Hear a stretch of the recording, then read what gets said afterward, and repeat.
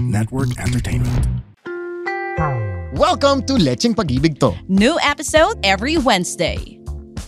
It is Lecheng Pag-ibig To. We have a new episode and thank you to everybody who has been commenting and watching dun sa Tuesday Vargas episode natin. Yes. I think it was a bit different from what we normally talk about. And it was about healing and we hope that you were able to resonate. Kung hindi na pa napapakinggan, it was a 2-part episode. Just go back a little bit on the podcast and you will find the episodes there. And before we start, don't forget to click the follow button here on Spotify. And also on YouTube. Correct. So there's so many ways to catch the podcast. Our topic today is something that everybody has been requesting us to talk about. So pagbigyan natin, pag-usapan natin. Basahin ko yung isang message nung friend ko, hindi ko na papangalanan, na hindi na gusto niya pag-usapan natin to. Sige. And I'm sure you have received also messages from your friends So or kahit many. yung mga listeners natin na gusto nating itakal to. Sabi So niya, sana Mars, topic nyo next ni Sam, yung about sa mga anak na nadadamay, yung nepo babies. Like, dapat ba silang madamay? Ang ganda Parang interesting yung magiging opinion nyo. Gusto daw niya marinig. Dapat bang madamay Ang bagets. ang bagets, ang anak, or ang pamilya ng contractor man or politiko na damay sa flood control projects kung totoo man na damay sila? Dapat ba damay yung mga nakikinabang sa yaman na yon? Let's rewind a little bit. No, I actually posted something on my Instagram this morning. So I'm gonna read a few things before we get to a deep Go, dive Papi. into the topic. Pwede ba bago mo basahin yan, can you define muna? Kasi tatay ko, even si Sir Ted na to, Ted Filon na to nung naririnig sa news yung about Nepo Baby, sabi sa akin ni Sir Ted nung nakaraang linggo, ano ba yun? Bakit Nepo Baby? Ba't Nepo Baby ang tawag? Define mo Okay. muna Nepo Baby. Nepotism. It starts with nepotism, no? The child of a famous or influential parent who gains success in a similar field primarily due to their family connections rather than their sole talent or hard work. Nakinabang. Correct. Sa yaman. Yes. Sa sikat. Exactly. Oo. Kasikatan, kayamanan. Kunyari, anak ka ni, give me a name. Sa ibang bansa na lang para safe tayo. Hindi, diba? Ito, he's very open about it. Pero I think, hindi siya nepo baby, nepo husband, so to speak. He's very open about it. He even posts about it. See, Erwan Yusuf. Oh, yeah. Of course. Diba, pinapost niya, uy, yung asawa ni Ann Curtis, yun yung tawag sa kanya. Oo. Diba? Yeah. I'm sure nakita mo yung mga post Pag niya na mga nakikita siya ganyan. ng tao, hindi naaalala yung name niya. Correct, Ang alam, asawa to ni Ann. Yan So, nag-benefit correct. talaga. Oo. At aminado siya doon. Kaya siya mismo nagpo-post about it. But we have to give it to him kasi in fairness naman, he's very talented. Yes, and he's doing his own thing. And he deserve kung ano man yung meron siya ngayon. So, but of course, alam niya rin that there's some benefit. And he was very open about it. Tsaka ang Na maganda meron- lang kasi doon, si Ann kasi, ipinaghirapan din niya kung nasan man siya ngayon. So Correct. kung mag-benefit man doon yung asawa niya, parang okay lang sa akin. Wala namang inapakang tao si Ann Curtis. Correct. Let's talk about, let's say, your daughter. Nga si Sam. Uy, ang ganda na na-bring up mo. Kasi tinanong ko yung anak ko na napag-uusapan ko. Sabi ko sa kanya, anak, nepo baby ka ba? Does she Sabi niya, feel? no. Sabi niya, hindi no, mami. Nag-jeep ako. Oh.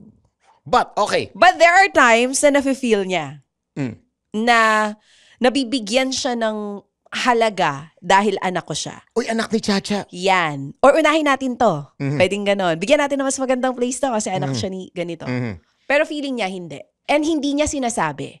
Unless malaman lang. Never niya sinabi sa classmates niya or baka sige sabihin din, Papi, ano ngayon? Sino ba yon? One Kung thing, sabihin- okay. Ang dami Diba? actually, I'm thinking about, since nepotism pinag-uusapan, let's give a few more examples. Yeah. Para medyo mag-grasp mo yung concept. Anak ni Joey De Leon. There's Kimpy De Leon. There's Jacko. There are a few. Diba? Yeah. Or si Vico Soto na lang. Ayo, ang ganda. Sige, Vico Vico Soto. Soto. Anak ni Vic Soto at ni Connie Reyes. Would you consider him a nepo baby? A nepo kid? Nag-benefit the fact na Check. Soto ang apelido. Check. Oo. But- Tapos, hindi lang siya basta Vico, from Vic to Vico, ang daling tandaan na alam mo yon. Pero pinakita niya kasi sa atin na hindi siya alam mo yung, yes, apelido niya Soto, but he has made his own name. Correct. So much different kung ano man yung ginagawa ng tatay. Correct. Right? Now, I think for what's in question these days would be the nepo babies of the contractors, And the politicians, which I think is one ecosystem. Isang Isa ecosystem lang lang yan. ginagalawan nila. Hindi ma-award yung project sa contractor without the approval or the signatures of certain people. It's a long process to be a government It's a supplier. long process na hindi lang yung contractor yung corrupt, hindi lang yung involved congressman yung corrupt. Correct. Meron din from DPWH. Ngayon, ini-include na rin yung DBM. It's a super... Bago makarating yung pera dun Yes. sa mga contractors, ang haba nung pagdadaanan. So, hindi pwedeng yung contractors ang sisihin natin, right? So there are a bunch of signatures. It's a long list that na kailangan pagdaanan. correct. So I can just imagine kung si contractor ito yung nakuha, magkano kaya nakuha ng mga ibang pumirma? Not just the congressman, not just the, let's say somebody from DPWH, not just the city engineer or whatever. Well, may sinasabi si Senator Ping last time. Kaya daw substandard lahat ng projects natin. Kasi ang napupunta na lang dun sa project, parang 10% na lang nung mismong buong pondo. Something like that. Lahat, everybody wants a piece of the pie. So, ang natitira sa pie, sobrang konti na lang. And Pero dami nating pera. Billions. okay, I've always believed this. Me and my wife always argue about this. Is the Philippines poor? No. No. We are a victim of corruption. Amen. We're talking about not just billions, trillions. Ngayon lumalabas na yung numbers eh. Yes. Diba? And I'm glad this is happening. Yes. I am so happy this is happening because people, we Na deserve napag-uusapan better. na natin. But I just hope may mangyari. Alam mo, malungkot, May makukulong ba? yun nga. Naalala mo yung Alice Guo? Naalala nyo yung Janet Napoles case. Pork barrel scam. Exactly. Mababalik ba yung pera? Probably not. But will justice be served? And there has to be somebody na makukulong who would go to jail to serve as a lesson na hindi pwede mangyari to. Saka alam mo naman dito sa Pilipinas kung may makulong man sobrang tagal. Years and years dahil dapat daw may due process. Correct. So I'm gonna get to some of the messages that Okay. I typed personally. Last night, I just wrote this down. Kasi pinag-iisipan ko siya kagabi. No? It's okay if you don't travel business class. You don't carry the bags. You don't wear the watches. You don't drive the cars, etc. Whatever it is, material thing that, you or eat in expensive restaurants, whatever. As long as you go to bed at night knowing wala kang ninakawan, and Ganda. people are not suffering because of you. So it's something to think about, no? Yeah. We always we're in the Philippines, meron tayong kahit na paano konting inggit culture, 'di ba? It's because of people love to flex. Actually, hindi lang naman Pinoy culture. I think innate sa tao na pag may nakita kang mas dun sa isa, Gusto ko rin yan. gusto ko rin yan. Gusto ko ganyan din ako. Gusto ko business class din Or ako. sometimes masigit pa. May ganun ka. Correct. So pagdating mo ng business class, butya, picture ka ng wagas kasi kailangan mo establish na. Sana all. Kailangan mo establish na. Kami Okay. economy lang eh. Oo. Kahit from the moment na ipopost mo yung lugaw ng Mabuhay Lounge. Oo. Di- Para lang aros sabi, ka. you have made it. I'm not eating regular lugaw from the canteen. Alam mo, ah. ito amin ako sa inyo. Ha? Ako, seryoso. Pagdating kasi sa mga ganyang flight, kesa ipang business class ko, pinang-shopping ko or pinang-kakain ko. Hindi ako masyado sa ganon. To each his Though, own. to each his own nga. Pero just recently, dahil TV5 yung gumasos, naranasan ko talaga yung Na sinasabi yung mo. sarap. First time ko Yung nakatikim nung lugaw. Na Diba? naman pala. Ay, at Tsaka saka shit. doon ko na-feel na, ganito pala ang diferensya. Ang sarap pala dito, tatawagin ka na lang pagbo-board na kayo. Ay, hindi lang yan. Okay. You walk in to the economy. Nang Nakikita yung ticket. Ano po? 47J. Doon po kayo sa likod. But no, in business class.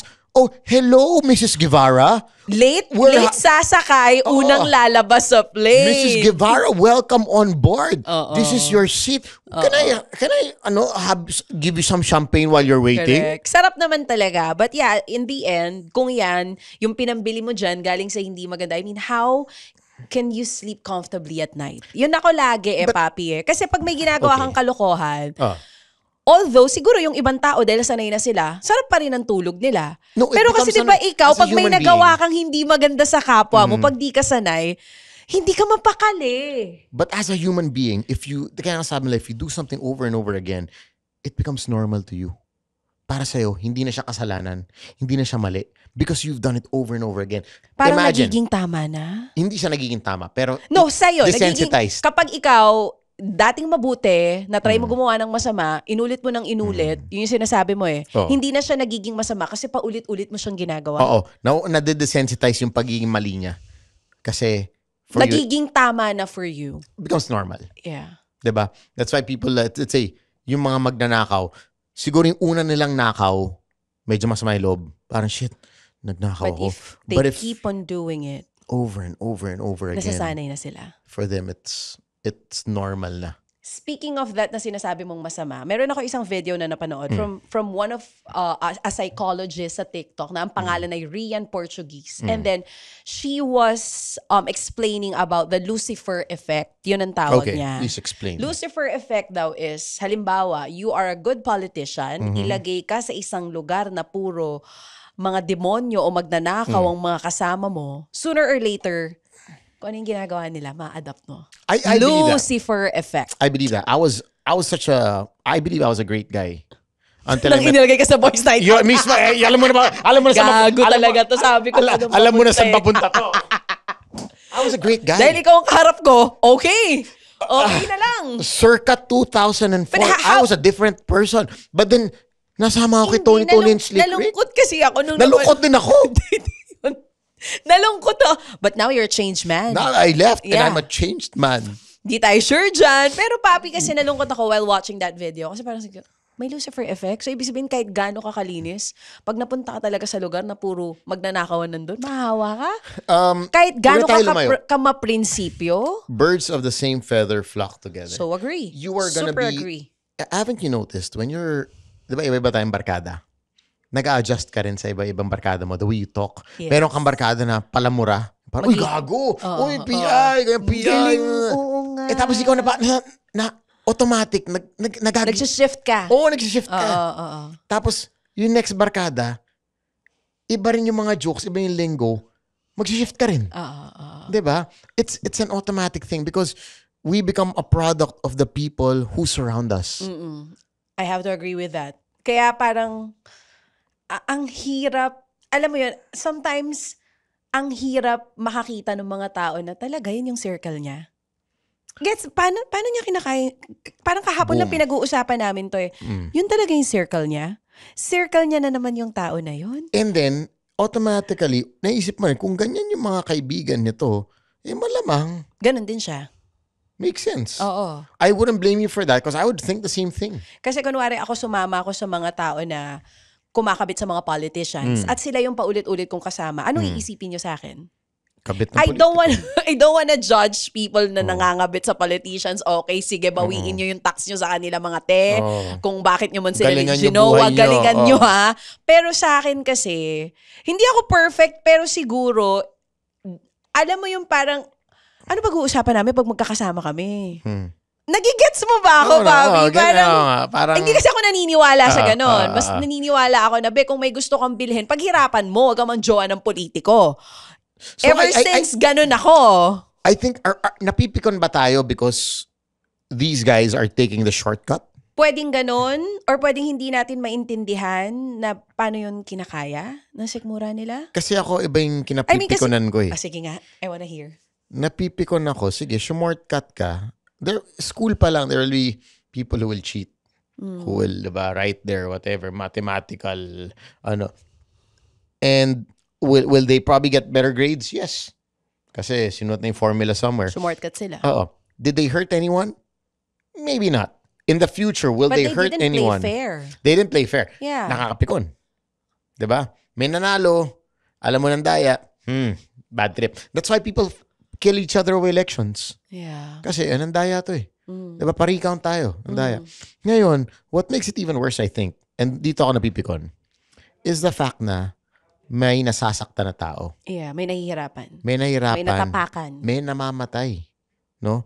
We have to take into account why we are getting mad. Bakit siya nakakainis? Number one, ang daming bahay, ang daming tao nahihirapan. Walang pagkain. Ang daming naghihirap. Ang daming naghihirap. Na nagbabayad. Sila nagbabayad ng tax. We are the ones paying for taxes.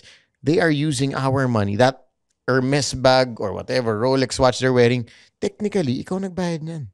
May ambag tayo. May Kaya nga ambag diba ka yung dyan. running joke ngayon ng mga tao is, Simula to nung nag-start yung public shaming sa Nepo babies is, pahiram naman ng kotse, may ambag kami dyan. Oo. Uy, paggamit naman ng bag mo, may ambag ako Correct. dyan. Diba?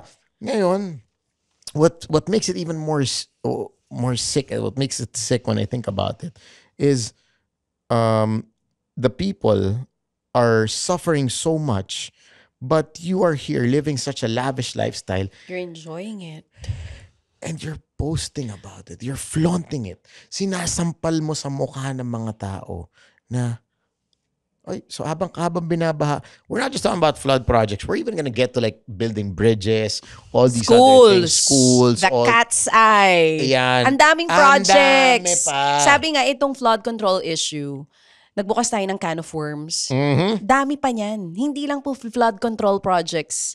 Sobrang dami pang tinatayo. Scratching the surface. So, ngayon, of corruption. And I'm sure napapagod na kayo pag-usapan yung corruption kasi hindi na natapos eh. Alam mo yung paulit-ulit na lang siya. Sinasabi nga nung may isang pastor sinabi sa amin ni Sir Ted, hindi kayo mawawala ng trabaho ng dalawa. Kasi hanggang sa mga kaapu-apuhan nyo, parang meron pa rin mangungurap at mangungurap. Ang problem lang siguro ngayon is, before, tinatago pag ninanakaw. Hindi finoflaunt. Ngayon daw, parang bago nangyari tong issue na to na may mga shame and all that, not just the Nepo babies, but also tatay nila or kung sino man, di ba? Libre sila pakita yung lavish lifestyle nila eh. And parang nandun tayo sa eksena bago lahat to nangyari. Na pag nakakita tayo ng magandang bahay, magandang kotse, ng isang social content creator or public figure, ina-idolize agad, inspiring agad yung story. Pag sobrang laki ng bank account, malaki yung bahay, maganda yung kotse, maganda yung relo. Yun lagi na yung tinitignan ng tao. Na-break siya nito, parang realization to sa ating lahat, na pag may nakita tayong ganon umiikot yung mundo, hindi naman i-judge agad, kundi dapat isipin siguro natin agad na hindi lang basihan ng pagiging inspiring yung material na bagay. Kasi tama, di ba? Kasi I have to agree with you, yeah. Right? Bago nangyari lahat to, pag may nakita tayong gundo ng bahay, inspiring yung story, rags to riches. Tapos di natin alam, saan pala galing yung pambili. Dati nakalike pa kayo dun sa mga content creators na to na binabash. Ngayon, hindi natin iniisip. Hindi mo naisip, parang, nga no, 13 years old ka pa lang, paano mo na-afford yung mga Though yan? ako, meron na akong mga nakikita, meron ako isang conversation with my kid na may pinapanood siyang social media content creator, tapos tinanong niya ako, Mami, malaki ba yung sweldo ng ganito? Kasi, nagtatanong siya, kasi paano niya na-afford yung ganong lifestyle? So, sumagot ako ng, baka mayaman ng mga magulang. Boom. Hindi, Mami, siya yung siya yung breadwinner. Natulala ako, hindi ko alam kung paano i-explain sa anak ko na, hindi ko alam, nangabit ba siya, anak? Nag-illegal ba siya? Pero I mean, yung question ng isang 16 years old na bata na napapanood niya yun, paano niya na-afford yun, Mami? Gaano ba kalaki ang sweldo niya?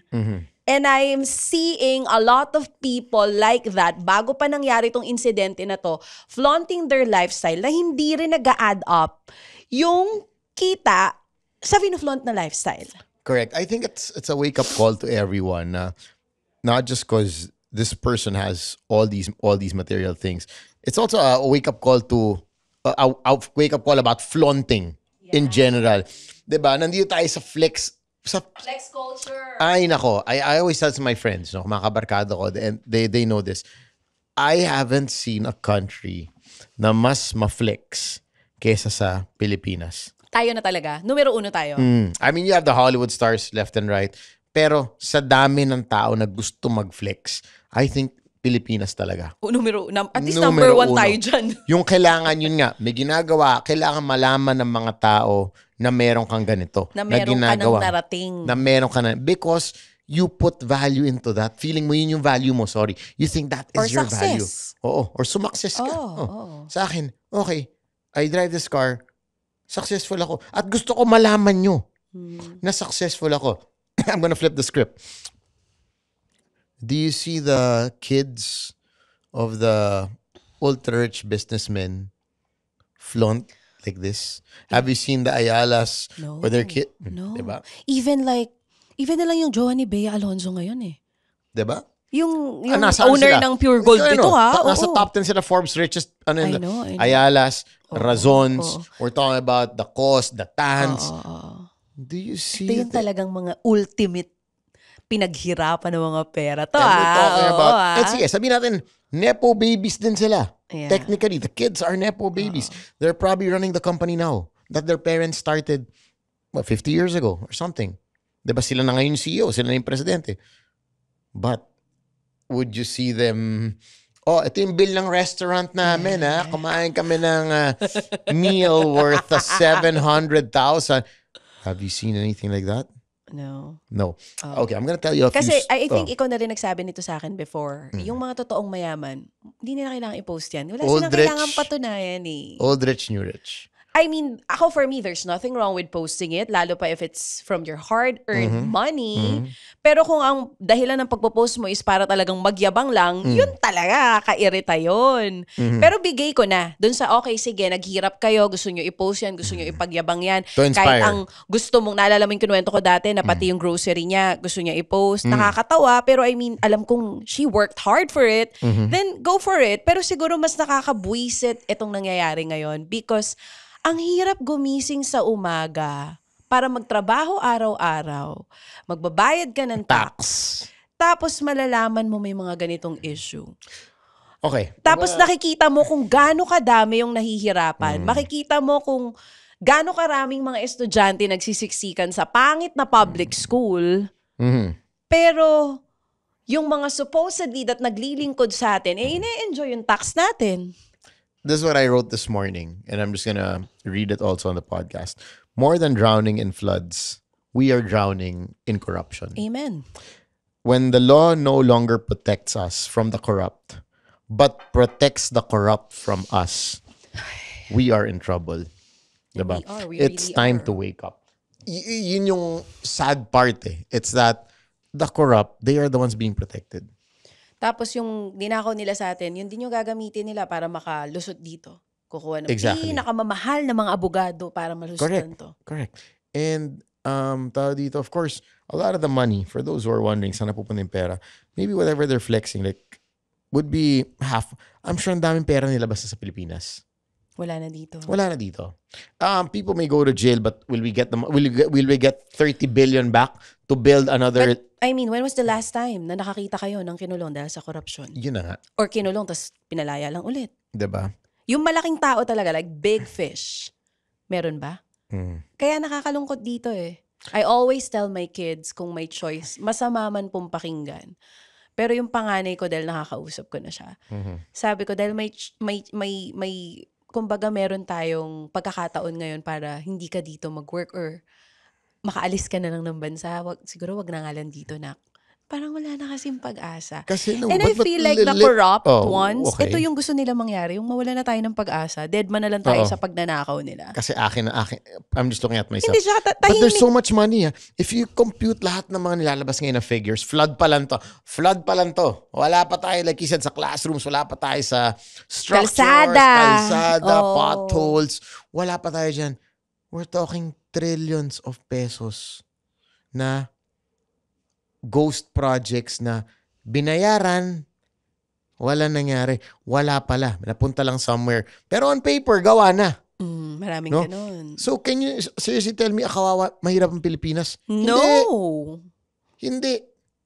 We're just paying so much and the money is going somewhere to pockets of people that shouldn't be getting these things.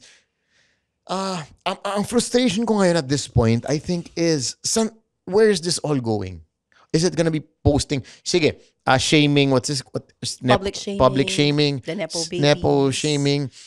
Pag-usapan natin yung tanong mo kanina when we started the podcast. Dapat madamay sila? Dapat ba madamay yung kids? Do the kids even know what the parents are doing?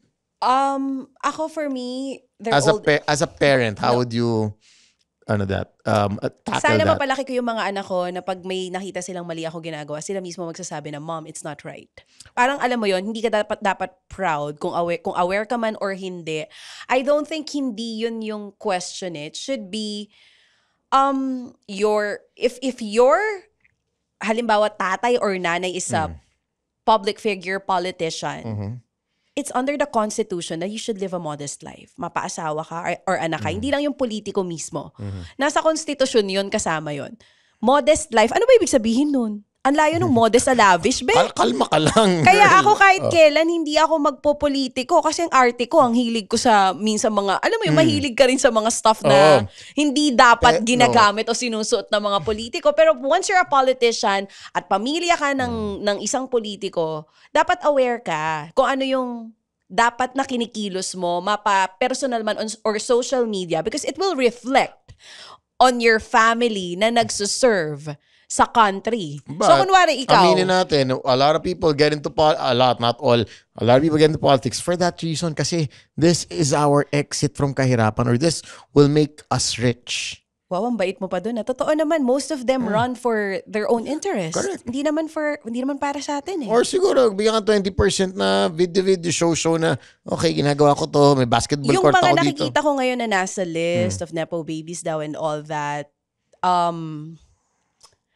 sa akin siguro, dapat ba damay sila? I think, wag na nating sagutin yung tanong na yon. Dito na lang tayo Kasi sa naghahanap na yung tao ng accountability with everything that's but happening. they're the ones getting the brunt Also, of it. hindi lang sila. In fairness naman, The hindi lang parents sila. also. The parents also. Yeah, pero yun nga, let's say, you don't know what your mom and dad... Really? Sam, you don't know what your mom and dad is doing? Basta sabihin na, alam nilang contractor sila sa government. Kung magkano your ba kids sweldo ng know? congressman, halimbawa? Magkano sweldo? Kung tatay ko barangay captain, tapos grabe magpamudbud ng pera sa akin at sa pamilya namin, tatanungin ko yun. Magkano ba sinusweldo mo? Or magre-research ako on my own, magkano ba sinusweldo ng tatay ko? Would you think as a kid you would seriously do that to your mom and your dad na, Depende on... Wow, dad, thank you sa bagong Hermes ko. By the way, magkano sinisweldo mo? Well, my kids ask me that. Si Sab, pag may binibigay ako sa kanya, ngayon, nagtatanong siya, magkano ba sinusweldo mo, mami? Magkano dat ilagay ko? Merong ganun may sinusulat doon ha. She's what? 16? 16 years old. What if yun nga, you're 13 years old. At more than 16 years old na yung iba. Binibigyan ka lang, okay, ito yung damit mo, ito yung bag mo, without asking. At 13, I don't think 13, 14, or 13 years old may isip na yon. For me, may isip na yon. But not everybody would ask. Kasi ikaw, binigyan ka na nga ng mamahaling ba, magtatanong ka pa, uy, saan galing to? Malamang hindi. Thank you, gagamitin ko to. Nagigets kita dyan sa part na yan. Pero sana palakihin natin yung mga anak natin na tayong mga magulang, pag hindi na tama yung ginagawa natin, sila mismo magsasabi sa atin, di ba yung sweldo mo, di ba ang trabaho mo teacher? Bakit binibigyan mo akong ganito? In an ideal world, that would happen eh. Yung sinasabi mo. Pero aminin natin, sa totoo, bigyan ka na, ito, anak, birthday mo, Rolex, pack. Sasabihin mo, dad, wait lang, ayoko tanggapin to. Saan mo nakuha to? Diba 70,000 lang sweldo mo? Would you, diba? Honestly, wag na tayo maglokohan. That does not happen. So now, the question is, going back. Dapat ba damay sila? Should we also blame the kids? Ikaw, knowing that binibigay lang ng all parents. Ito, bagong BMW, gamitin mo to, yes, ganyan. kasama sila dito dahil nakikinabang sila dito. Yes, involved hindi sila. Correct. Parang ignorance of the law excuses no one. May ganon, diba? Would you seriously hindi report? Porke hindi mo alam kung saan galing or bawal, hindi ka nadamay. So dad, ayoko yung... Kasama ka sa galit ng tao kasi connected ka eh. Oo naman. Diba? Connected ka, Beshi. I'm not saying na hindi dapat sila madamay. Damay talaga sila. I'm just trying to get into their minds. Like parang, okay. Ang maganda i-bring up, Papi, dyan is yung sinasabi ni Rian Portugues, yung psychologist na sinasabi ko sa'yo kanina. She guested on our show earlier. Next time, guest natin siya dito. Sabi niya, at tinanong ko siya kung hanggang saan lang dapat yung paghingi natin ng accountability na nadadamay na yung mga Nepo babies. Kailan mo siya matatawag na bullying na? Okay. And then she was explaining, Oh. na you know what siya, in the end, sino ba talaga ang totoong mga biktima dito? Sila ba talaga ang biktima? O yung mga bata na hindi nakakapag-aral ng maayos, o yung mga mahihirap na sumusuong sa baha araw-araw. Like today, canceled na naman ang classes. I know. I mean, yung mga nasa public hospitals na nakapila ng matagal para lang mabigyan ng serbisyo. In the end, sino ang totoong Victims. biktima dito? Kasi ang mga tao ngayon kung bakit ganyan yung outrage nila is because they are so fucking tired. Naghahanap na sila ng accountability. This is happening in right now in Indonesia. Yeah. 'Di ba? Na they're really taking it to the streets. Nagwawelga na talaga. They are raiding. Nagsasakitan na. Nagsasakitan na. They're naglulut. Pinapasok na yung bahay ng mga politician. Tapos ninanakaw na yung kinukuha na yung gamit. No? Huwag naman sanang ganun mangyari sa atin. Sana nga. I just hope we don't get to that point. But, pero yung paglabas sa kalsada, para united tayo, para humingi tayo ng accountability, kailan yun? Hindi mangyayari yun dito. Alam mo kung bakit? Bakit? May DDS, may BBM, may kakamping. Alam ng mga politiko na di tayo united. Kumbaga, tayo mismo, hiwalay tayo united. So, paano mangyayari yun, Papi? Nalungkot siya lalo nung naisip niya yun. Na yung nangyayari sa Jakarta. Hindi ko nga naisip yung fact na Papi, yung nangyayari ngayon, how will that happen dito sa Pilipinas kung tayo mismo na niloloko nila, hindi tayo lahat. Kung watak-watak tayo Baka from the start, this is what they want. I mean, para talagang hindi tayo makakalabas, para magsanib puwersa sa mga nangyayari. I'm also just wondering, like say I'm sure damay-damayan na ngayon, 'di ba? Maybe some people are a bit more scared kasi, shit, malapit na lumabas pangalan ko. Kung lumabas na tong mga to, siyempre itong mga kumpanya, may shareholders yan. Dadami yung pangalan, 'di ba? Some of them might be politicians or could be politicians, if not for the smarter ones, related to the politicians in another way. Parang, I know of a certain scheme na yung driver nila, yung maids, yun yung ginagawang korporasyon. Sila ang board. Kumakawa ng dami. Hindi na pwede magdami. So, sige, may mga pangalan totoong tao dyan. Pero I'm running the show. Diba? And this is happening. So if you have siguro yung mga mas matatalino, na magaganda yung mga galingin lawyers, sabihin, okay, medyo gago ginagawa mo, ito gawin natin para protected ka. Para yung pangalan mo, hindi sasabit. But now, it's so, even the question of a company not even having 1 million, but taking on a 10 billion project without 1 million capitalization, parang, okay, saan galing ang pera? It's mind-blowing. What's sad is there's so much money. There's so much money that we are the ones paying for as taxpayers, but we don't know where it's going, or it's going to the wrong hands. So I think we're sick and tired of it. It's just, saan pupunta lahat to? Tingin mo? You think there's really gonna be change, accountability? Or sana meron. Hopeful pa rin ako syempre. Kahit alam kong parang walang pag-asa. I'm actually happy these things are happening na lumalabas na. Pag-uusapan. Pero parang yung Sabongero issue, it died down. Ano na nangyari doon? Exactly. Dito sa Pilipinas, pagka may issue maputok ngayon, pag-uusapan ng lahat, tas may bago na namang issue, tas mawawala na. Last time lang, pinag-uusapan natin, confidential funds. Ngayon, nandito tayo sa flood control projects. Anong susunod? Makakalimutan na naman natin, di ba? So, anong ending nito? Anong ending? Yun yung nangyayari, yun yung naging problema natin. Ngayon, pinag-uusapan natin yung flood control projects kasi umuulan, nagbabaha. Pag maaraw na, makakalimutan na naman natin. Pagpapasko na palabas na sina Jose Marichan. Magbabatian tayo ng Merry Christmas. Makakalimutan na naman natin to. Sana wag. Yun na lang. And ako siguro natutuwa lang ako na a lot of people are speaking now on social media. Yeah. There are people, katulad mo, I mean like you're posting about it. One of the perks of social media, I think, na this would not have happened siguro without social media. So, yun ang perks ng social media ngayon. Na parang yun yung sinasabi ko sa'yo, mas mahirap malaman ko sinong nagnanakaw before kasi tago. Walang resibo. Ngayon, Diyos ko po, ang mga tao, grabe kayo. Ang tindi nyo. Sana wag tayo mapagod, pero sana wag lang hanggang social media. Yung laban natin. I think this episode, I hope, would reach our lawmakers. Yeah. No? Na this is already a wake-up call from the people who are suffering, people who have been, paying taxes, and grabe tax na binabayaran ng mga tao, tanggal sa sweldo. We all deserve a better life. We all deserve better. We all deserve a better Philippines. So, you have been elected to, To serve us, be in that position. Yun lang. Please do your job. Grabe, napakabait naman talaga ng mga iniwang salita sa inyo ni Papi. Please do your job. Ako parang feeling ko talagang magic na lang ang kailangan. Magic at himala.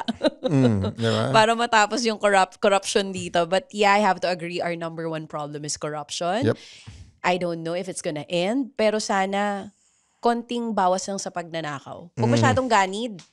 Todo-todo na kasi ngayon eh. Siguro Kalmahan nyo lang. Siguro instead of 40 cars, pwede na siguro yung mga 5. Hindi kasi di ba, Papi, kahit saan naman may nakawan eh. Oo naman. Huwag naman yung sobra. Magtira naman kayo, Tira naman kayo para sa amin. Sabi mo nga, ideal world, walang magnanakaw. Hindi naman ideal world to. So, wag masyadong obvious. Siguro lagyan mo naman ng isang drainage doon. Totoong flood control projects. Drainage naman. Huwag naman yung zero na ghost Kita na mo yung wala. nangyari sa QC last Saturday? My brother's yung house. mga bahay na hindi binabaha ngayon. My brother's house. I was with him yesterday. Saviorville. Literally, kalahati ng kotse. In Saviorville? Even Saviorville? Swerte to sa Saturday, diba?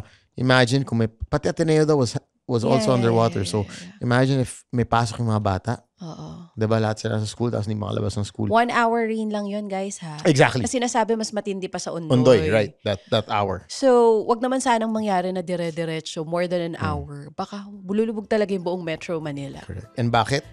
Alam niyo na bakit. Guys, thank you for listening to the podcast. My name is Sam YG. And this is Chacha. Be safe, be good. Bye-bye! Bye, Nepo babies! Oh, bye, Nepo babies, and hello! Share naman kayo.